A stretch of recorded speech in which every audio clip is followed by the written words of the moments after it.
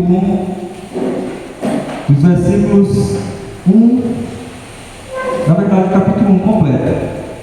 A palavra do Senhor diz assim: no segundo ano do reinado de Dario, no sexto mês, no primeiro dia do mês, por meio do profeta Ageu, a palavra do Senhor veio a Zorobabel, filho de Salatiel, governador de Judá, e a Josué, filho de Josadaque, o sumo sacerdote, dizendo: assim diz o Senhor dos Exércitos: este povo diz, ainda não chegou o tempo em que a casa do Senhor deve ser reconstruída. Por isso, a palavra do Senhor veio por meio do profeta Ageu, dizendo: acaso é tempo de vocês morarem em casas luxuosas ou apaineladas, enquanto este templo permanece em ruínas? Portanto, assim diz o Senhor dos Exércitos: considerem o que tem acontecido com vocês. Vocês semearam muito e colheram pouco. Comem, mas isso não chega para matar a fome. Bebem, mas isso não dá para ficarem satisfeitos. Põem roupa, mas ninguém se aquece. E o que recebe salário, recebe-o para colocar uma sacola furada. Assim diz o Senhor dos Exércitos: considerem o que tem acontecido com vocês. Vão até o monte, tragam madeira e reconstruam o templo. Dele me agradarei e serei glorificado, diz o Senhor. Vocês esperavam que fosse muito, mas o que veio foi pouco. E esse pouco, quando levaram para casa, eu dissipei com sopro. E por quê? Pergunta o Senhor dos Exércitos: porque o meu templo permanece em ruínas, enquanto cada um de vocês corre por causa de sua própria casa. Por isso, os céus retêm o orvalho, e a terra não produz os seus frutos. Fiz via seca sobre a terra e sobre os montes, sobre o cereal, sobre o vinho, sobre o azeite, sobre o que o sol produz, sobre as pessoas, sobre os animais e sobre todo o trabalho das mãos. Então Zorobabel, filho de Salatiel, Josué, filho de Josadaque, o sumo sacerdote e todo o remanescente do povo atenderam a voz do Senhor, seu Deus, e as palavras do profeta Ageu, as quais o Senhor, seu Deus, havia ordenado que ele dissesse. E o povo temeu diante do Senhor. Então Ageu, o enviado do Senhor, falou ao povo, segundo a mensagem do Senhor, dizendo: eu estou com vocês, diz o Senhor. O Senhor despertou o espírito de Zorobabel, filho de Salatiel, governador de Judá, e o espírito de Josué, filho de Josadaque, o sumo sacerdote, e o espírito de todo o remanescente do povo. Eles vieram e começaram a trabalhar no templo do Senhor dos Exércitos, seu Deus. Era o 24º dia do sexto mês do segundo ano do reinado de Dario. Maravilhoso Deus e eterno Pai, estamos aqui diante da Tua Palavra. Tua Palavra que é bendita, Tua Palavra que é santa, a Tua Palavra que é mais importante do que qualquer espada de 2 gumes. Que ela perfura, penetra o nosso coração, ela discerne nossas intenções.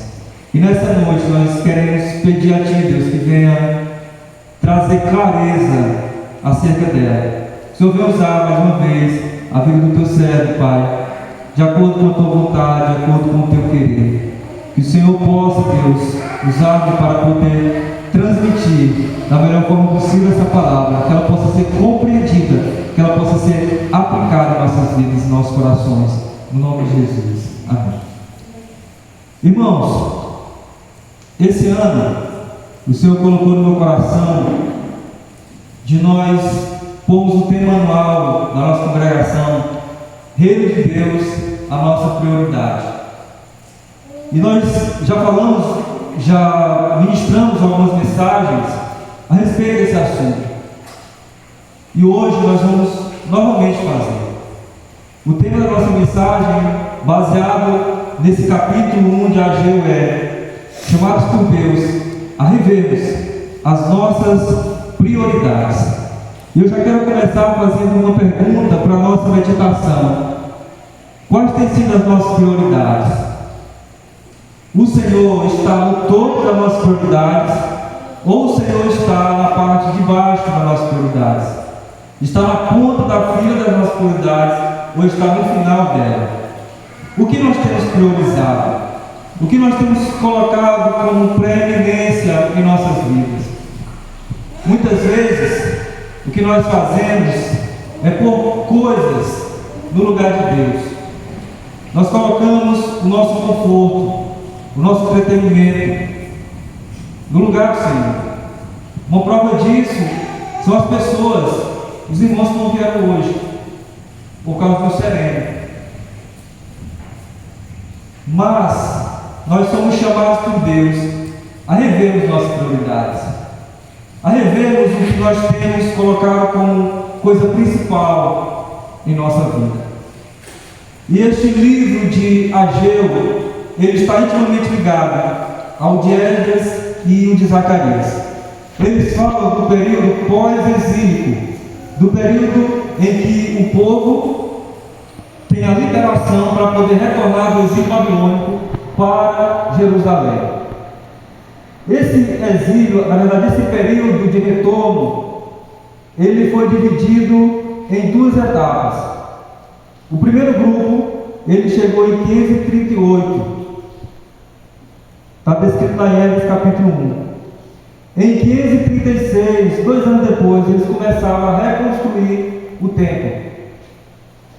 Porém, em 535, 3 anos depois, eles pararam a reconstrução do templo. Eles interromperam, porque estavam desanimados. Quando eles retornaram, o que eles viram? Ruínas, destroços, destruição, falta de recursos para poder reconstruir o templo, para poder reconstruir os muros de Jerusalém. Era algo catastrófico para eles. É tanto que, segundo os comentaristas, muitos dos judeus não quiseram retornar para Jerusalém. Muitos já tinham uma vida bem estabelecida na Babilônia, que nesse momento estava sendo dominado pelo Império Persa. Muitos não quiseram vir, não quiseram retornar. Alguns vieram e se depararam com essa situação e logo levantou-se uma oposição contra eles. Pessoas se oporam. A gente vê isso muito claro no livro de Neemias, por exemplo, no livro de Esdras, por exemplo. Então o povo barrou, interrompeu essa construção do templo, esse levante do templo, por 15 anos. 15 anos parados. 15 anos sem cuidar do templo do Senhor. E o templo, para eles, era uma coisa importante. O templo não era apenas algo com fim em si mesmo, mas era um local dedicado à adoração a Deus. Foi um local separado por Deus para que o povo se reunisse para cultuá-lo, para adorá-lo. O templo tinha uma importância muito grande para o povo e tinha uma importância muito grande para Deus. Mas depois de 15 anos, Deus levanta alguns homens, alguns líderes, para poder retomar de onde pararam. Ageu, Zacarias, Zorobabel, Esdras, pois Neemias e outros. E este período é exatamente isso. Deus está usando seu profeta para chamar a atenção do seu povo a retomar a reconstrução do templo, que deveria ser a prioridade deles, porque Deus deveria ser a prioridade deles, assim como deve ser a nossa prioridade. Então, dos versículos 1 até o versículo 11, nós vamos ver a repreensão contra a falta de prioridade a Deus. E nós vamos perceber primeiramente a insatisfação de Deus. A prioridade errada, ela gera uma insatisfação no Senhor. Nós vemos que a palavra do Senhor veio primeiramente a dois líderes: a Zorobabel, que era o governador de Judá, era o líder civil, e a Josué, filho de Josadaque, que era o que? Sumo sacerdote. Era o líder espiritual do povo. Isso nos faz pensar que Deus se preocupa com o seu povo de maneira total, de maneira completa. Deus não queria apenas as suas mãos, mas queria também o seu coração. Não era apenas juntar pessoas para levantar um templo, mas queria o coração das pessoas. Que o coração das pessoas fosse voltado para Deus. Por isso a mensagem chega a esses líderes. E nos faz pensar também que Deus, Ele mostra a sua insatisfação às pessoas que Ele escolheu para liderar o seu povo. Ele mostra o seu descontentamento a estes que tomam grande responsabilidade para poder falar com o povo, poder transmitir ao povo. E a mensagem que Deus transmite no meio dessas pessoas é uma mensagem de insatisfação. Perceba que o Senhor diz assim diz o Senhor dos Exércitos. Esse povo diz: ainda não chegou o tempo em que a casa do Senhor deve ser construída. Perceba que Ele não diz assim, o meu povo. Ele diz, este povo, demonstrando toda a sua insatisfação, irmãos, porque o povo estava em desobediência a Deus, estava desobedecendo a Deus, não estavam fazendo o que deveriam fazer, e consequentemente não estavam agradando o Senhor, não estavam agradando a Deus. Em seguida, Deus direciona a palavra por meio de Ageu diretamente ao povo. Diretamente ao povo. Ele confronta através de uma pergunta retórica. Ele pergunta assim, a palavra vem por meio de Ageu, e naquela época Deus falava normalmente com os profetas, eles transmitiam a mensagem de Deus para o povo. Acaso é tempo de vocês morarem em casas luxuosas? Em outras versões dizem em casas apaineladas, uma palavra mais difícil. Enquanto este templo permanece em ruínas? Essa pergunta, ela demonstra o quanto as prioridades do povo estavam invertidas, trocadas.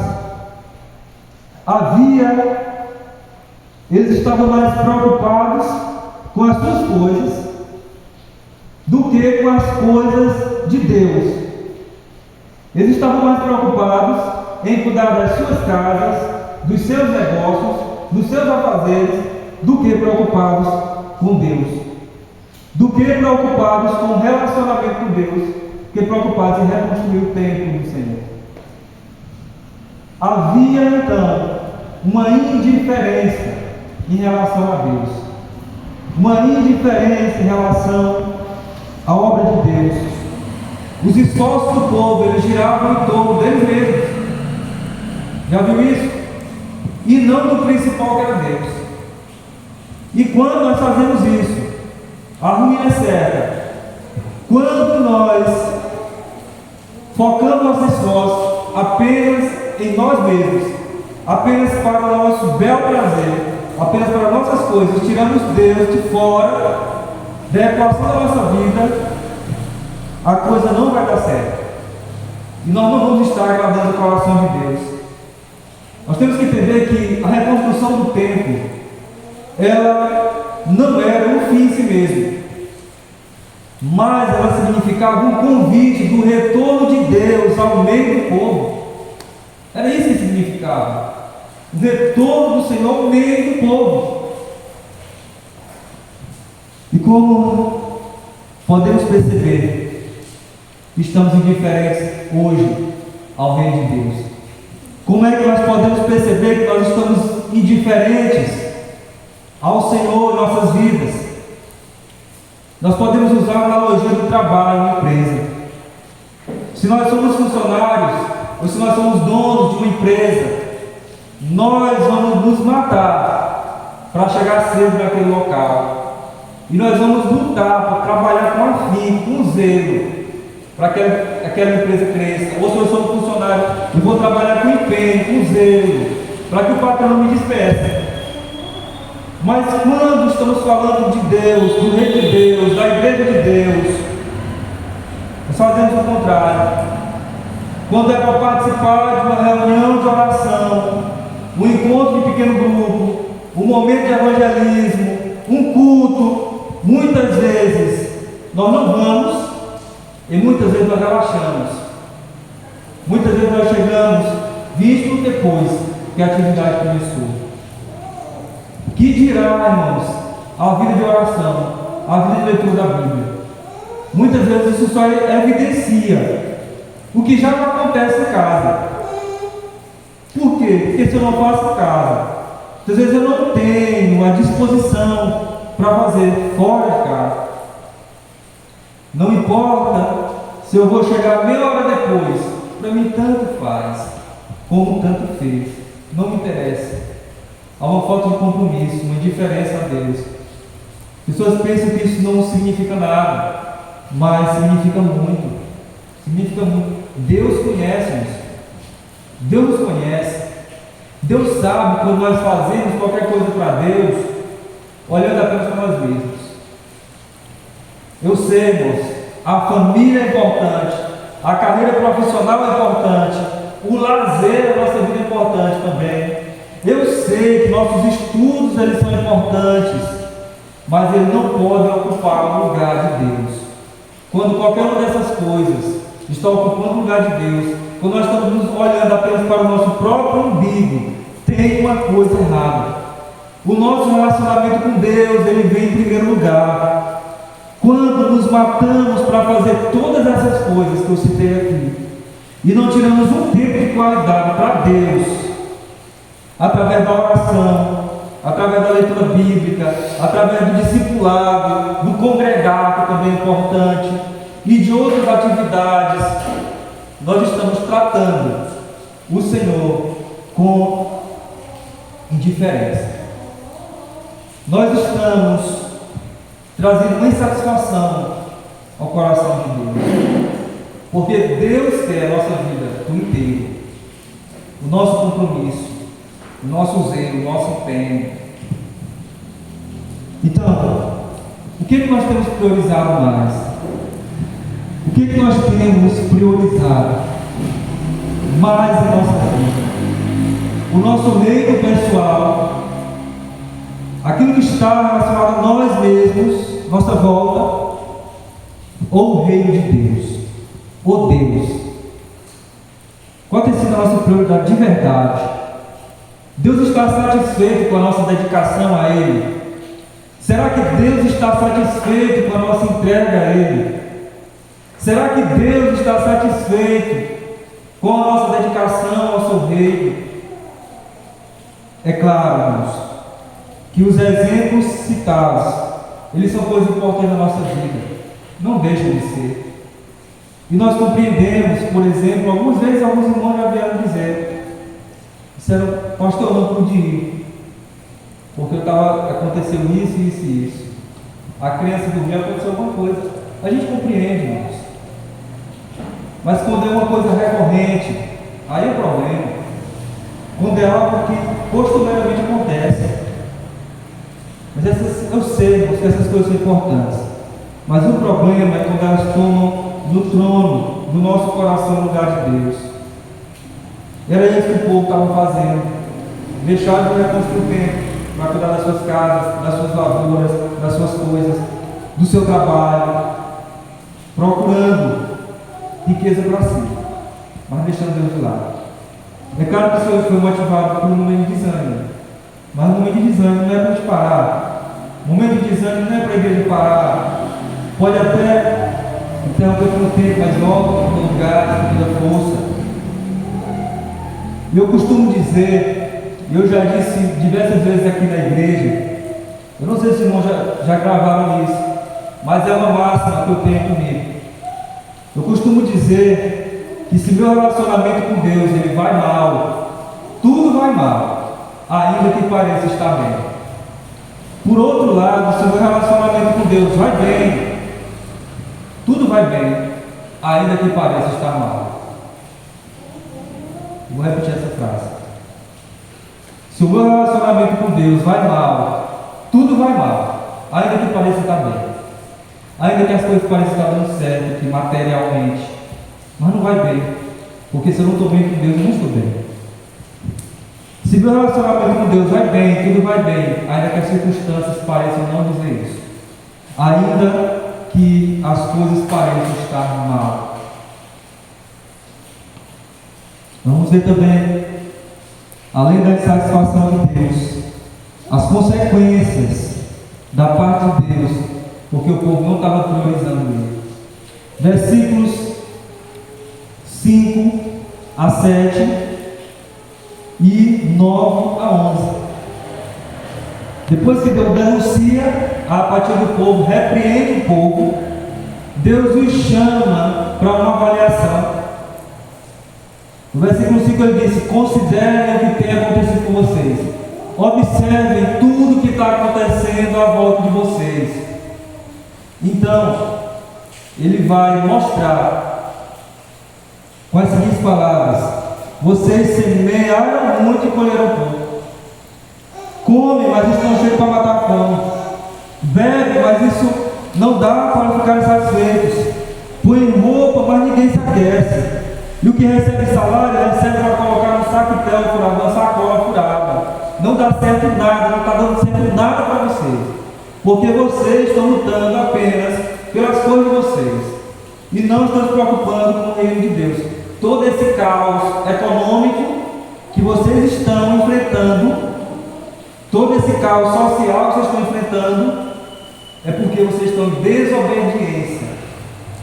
Isso, é claro, é baseado principalmente em Deuteronômio 28. Para Israel havia uma promessa condicional. Quando eles obedeciam a Deus, Deus mandava chuva, o fruto crescia, dava abundância. Era uma das áreas, a área dos frutos da terra. Porém, quando eles desobedeceram a Deus, Deus deixou bem claro, depois você dá uma lida mais, Deuteronômio 28. Desobedecerem, Deus cessaria as chuvas, não daria um alimento, porque estava em desobediência a Deus. Com isso, Deus está mostrando que o problema,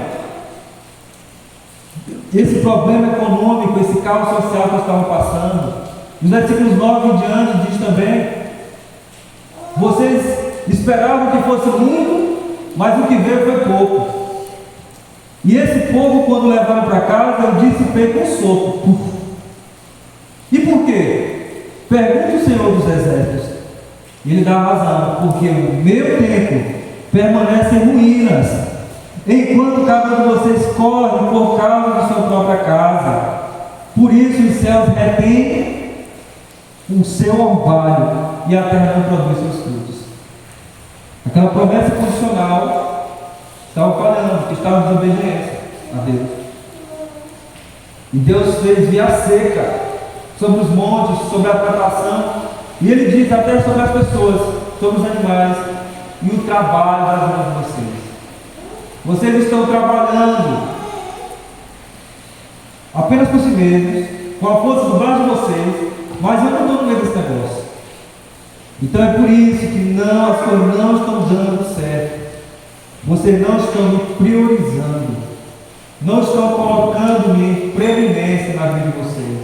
Porque se vocês tivessem, vocês estavam reconstruindo o templo, estavam trabalhando na reconstrução do templo, não estavam apenas interessados em embelezar a casa de vocês, em deixar a casa de vocês luxuosas, bem acabadas, bonitas. Não estavam preocupados apenas com as plantações de vocês, apenas com o trabalho de vocês. Estavam preocupados comigo, com a minha presença no meio de vocês. Isso é verdade, irmãos. Se Deus não estiver conosco, as coisas não vão andar. Se a gente pensar que a gente vai trabalhar pelas forças do nosso braço, sem depender de Deus, de pedir a Deus que abra portas, não vai dar certo, uma hora vai errar. E essa mensagem de Deus, através de Ageu, ela faz ecoar uma coisa que Jesus disse, e que você conhece muito bem, lá em Mateus 6,33. Lá diz: mas busquem em primeiro lugar o reino de Deus e a sua justiça, e todas essas coisas serão acrescentadas. Jesus estava falando das necessidades básicas da pessoa, do vestir, do comer, do beber.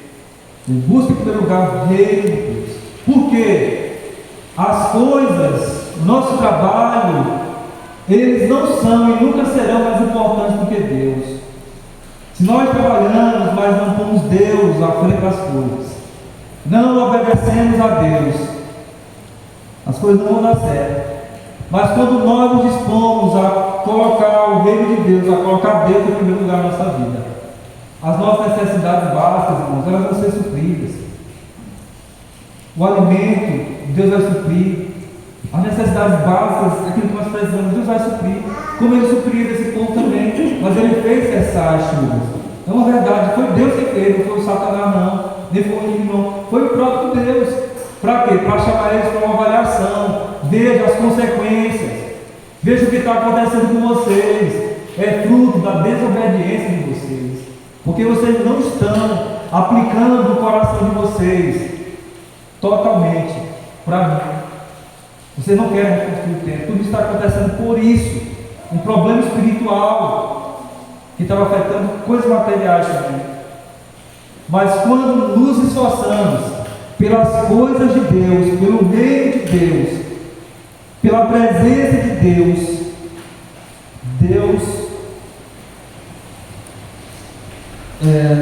Deus pode fazer com que as coisas aconteçam.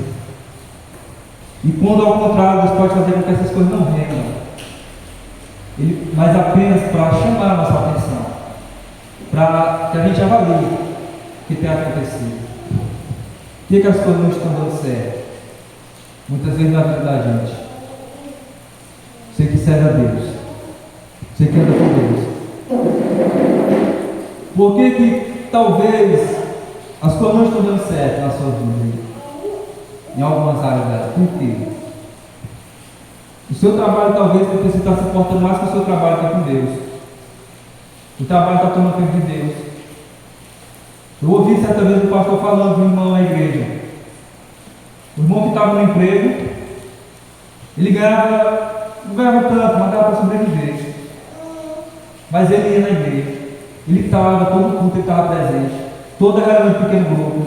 Ele era uma pessoa dedicada. Aí Deus abriu uma porta para ele de um emprego bem mais melhor remunerado. Começou a ganhar mais, começou a ganhar bem. Porém, o trabalho estava consumindo todo o tempo dele. E ele começou a faltar na igreja, começou a faltar nas atividades, deixou de orar, passou a deixar de orar a Bíblia. O trabalho estava consumindo todo o tempo dele. Aí o pastor sentiu falta daquele irmão e foi lá conversar com ele. Irmão, o que está acontecendo? Você era uma pessoa tão presente, você não faltava nada aqui. Você se esforçava para estar na igreja, podia estar chovendo, podia chover que tivesse, você estava aqui. Pastor, porque eu consegui um emprego melhor. E detalhe, parou de ofertar também na igreja. Ele era um fiel ofertante na igreja, dizimista. Parou. O pastor disse: meu irmão, pois é o seguinte, olha na cara dele, pois é o seguinte, eu vou orar para Deus tirar esse emprego de você, porque Ele está te trabalhando. Tirar esse trabalho de você. Porque você agora está se dedicando a esse trabalho. E a Deus, você não está se portando mais. Algumas das coisas que podem estar dando errado na nossa vida é porque é por causa da aplicação dos nossos esforços apenas para nós mesmos, apenas aquilo que é material, que é daqui, e não no nosso relacionamento com Deus, e não no nosso compromisso com Deus. Mas também Deus mostra para eles, Deus mostra o povo. Deus repreende, demonstra essa situação, mostra as consequências, mas Ele também dá uma ordem para eles. Ele diz: olha, vocês têm que fazer isso.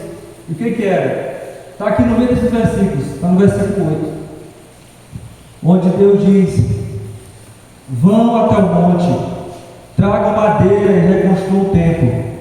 Olha só o que Deus diz: dele me agradarei e serei glorificado, diz o Senhor. Deus ordenou: olha, vão buscar os materiais, reconstruam o templo, porque isso vai ser do meu agrado. Isso representava ter Deus como prioridade, se dedicar à reconstrução do templo.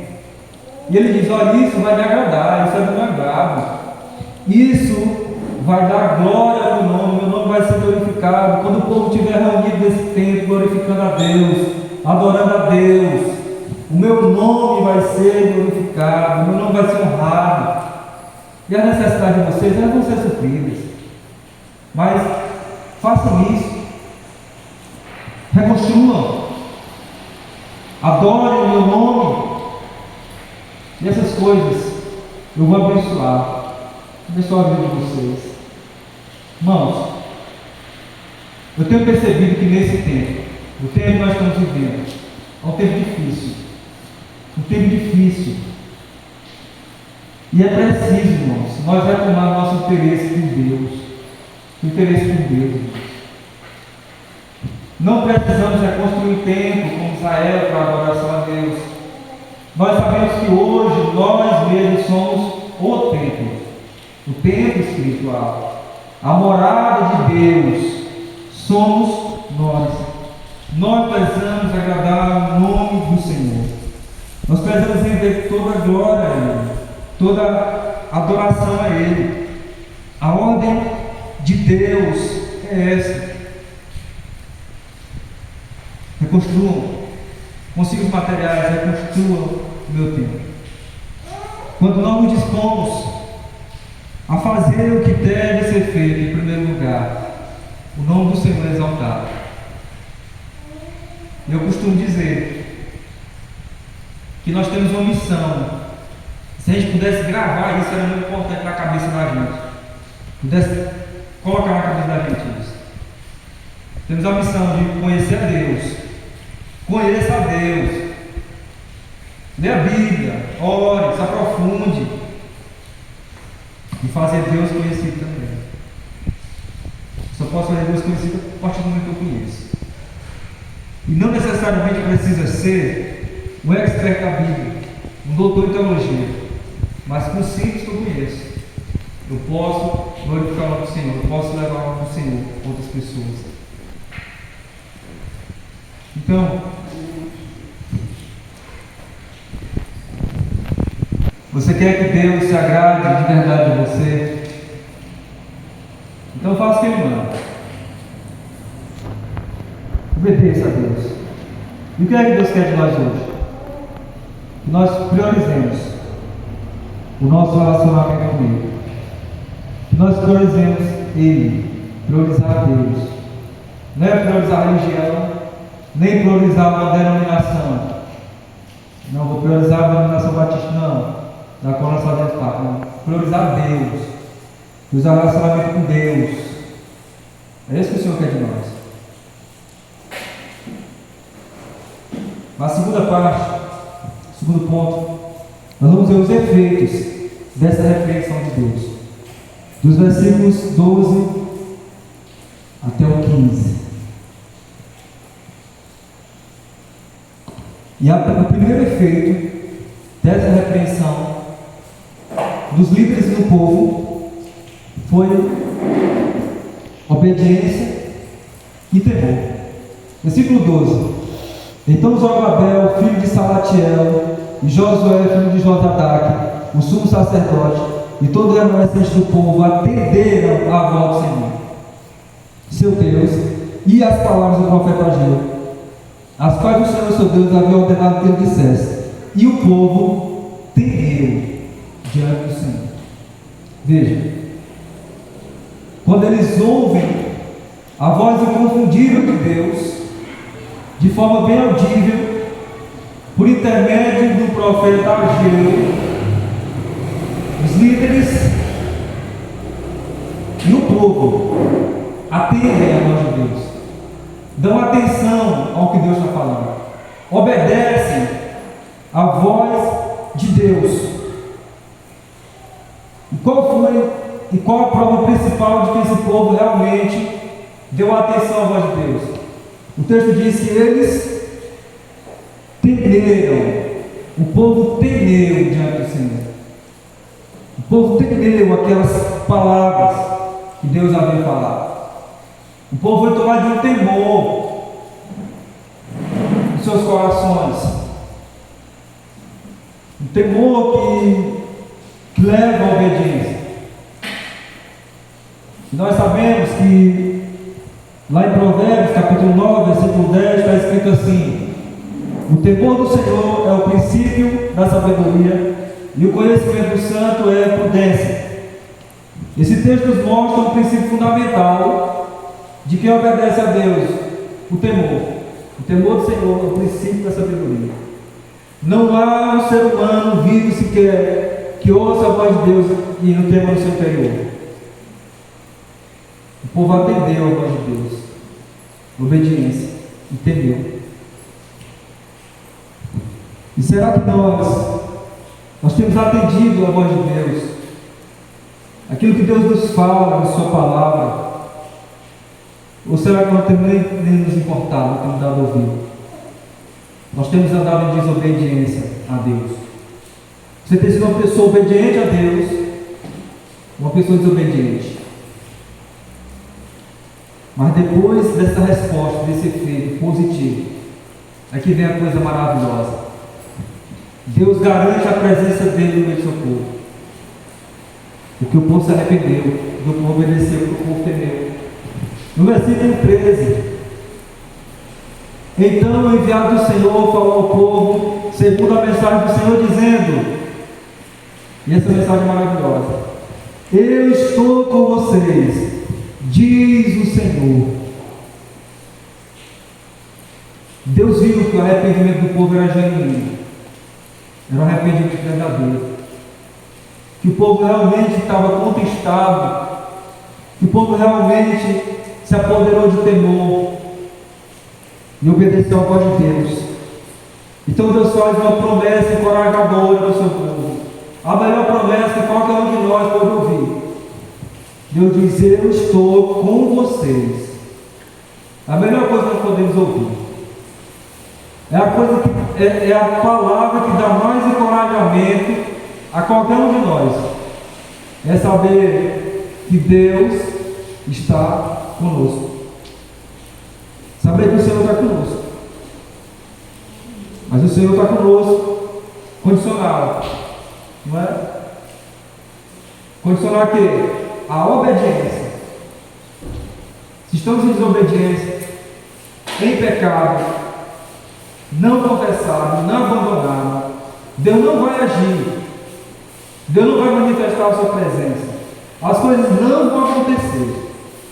Deus não compactua com o pecado, Deus não compactua com a apatia. Deus é santo, e Deus disse garantir a presença dele para o povo.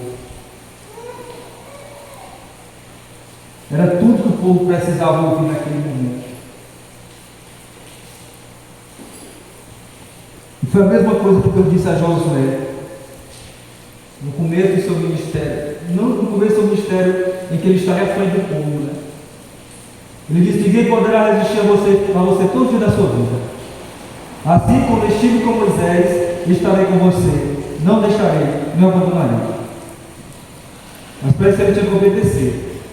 No texto diz lá: o Senhor Jesus também disse à sua igreja, lá em Mateus 28, 19 e 20: estarei convosco todos os dias, até a consumação do século. Mas um detalhe interessante, também é uma promessa condicional. Uma promessa condicional. O que é que o texto diz? Portanto, ide, fazer discípulos de onde?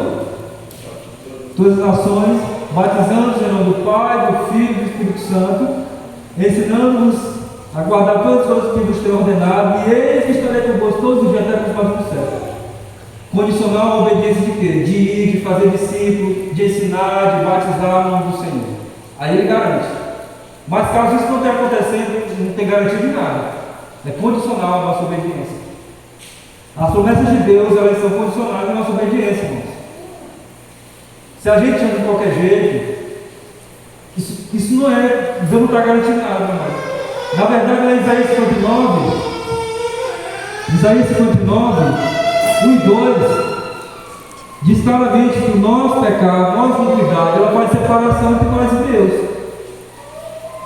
Uma vida de desobediência. Deus não atua na vida de alguém que está em desobediência a Ele. É preciso obedecer o que Ele diz. É preciso priorizá-lo. É preciso colocá-lo em primeiro lugar.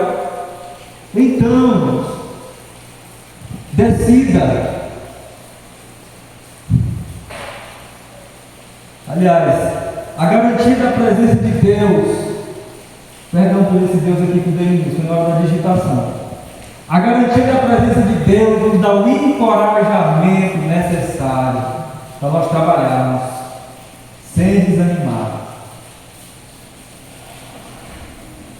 Muitas vezes a gente se preocupa, e é normal e é natural.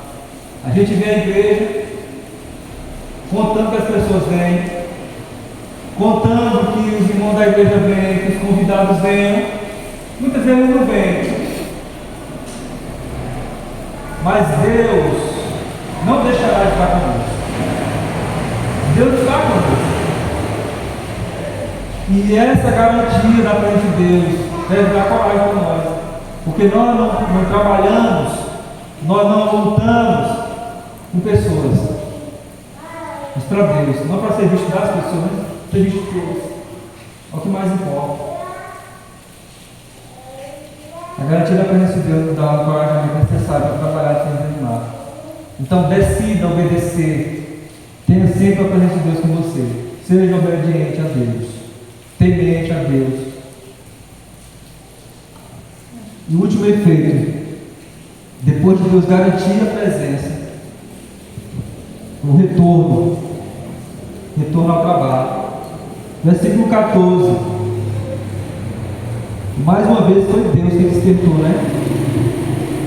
O Senhor despertou o espírito de Zorobabel, filho de Salatiel, governador de Judá, e o espírito de Josué, filho de Josadaque, o sumo sacerdote, e o espírito de todo o remanescente do povo. Eles vieram e começaram a trabalhar no templo do Senhor dos Exércitos, seu Deus. Era o 24º dia do 6º mês, do 2º ano do reinado de Dario. Deus dá um encorajamento. E Deus desperta o espírito. Deus desperta o coração da liderança. E desperta o coração do povo. E eles começam então a trabalhar. Eles começam então a pôr a mão na massa, a dar continuidade àquilo que devia ser feito. O povo já estava há 15 anos com aquela obra interrompida. 15 anos sem se importar com o templo do Senhor. Mas agora, depois da repreensão de Deus, depois da exaltação do Senhor, em apenas 23 dias, eles começaram a trabalhar, a reconstruir. 23 dias. No versículo 1 nós vemos: no 2º ano do reinado de Dario, no 6º mês, no primeiro dia do mês. No final do texto, 24º dia do 6º mês, do 2º ano do reinado de Dario, mesmo, só alguns dias. 23 dias ao todo. Portanto, Deus despertou o coração do povo e se prontificou para o serviço, para o trabalho. Deus ainda faz isso nas nossas vidas. Deus ainda faz isso na vida da igreja, faz hoje, quando há arrependimento, quando o povo obedece à voz de Deus, quando o povo tem um coração despertado e pronto para o serviço, um coração obediente a Deus, um coração temente a Deus. Deus ainda faz. E Deus nos chama para esse retorno ao trabalho, esse retorno a priorizá-lo. Eu repito a pergunta que fiz no início: nós temos priorizado a Deus? Nós temos priorizado o reino de Deus? Nós temos nos importado com as coisas relacionadas a Deus. Nós temos falado do amor de Deus através do nosso testemunho de vida e através das nossas palavras.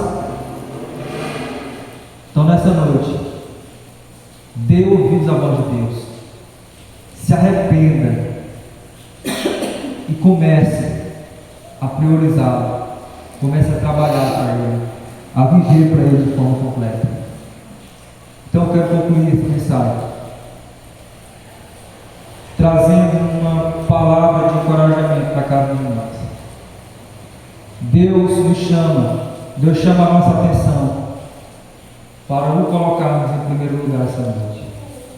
Coloque-se em primeiro lugar na sua vida. Busque o seu reino, busque a sua justiça. E Ele deseja que cada um de nós responda de forma positiva a esse chamado, de forma positiva a essa mensagem que Ele traz na nossa vida, no nosso coração. Amém? Vamos orar?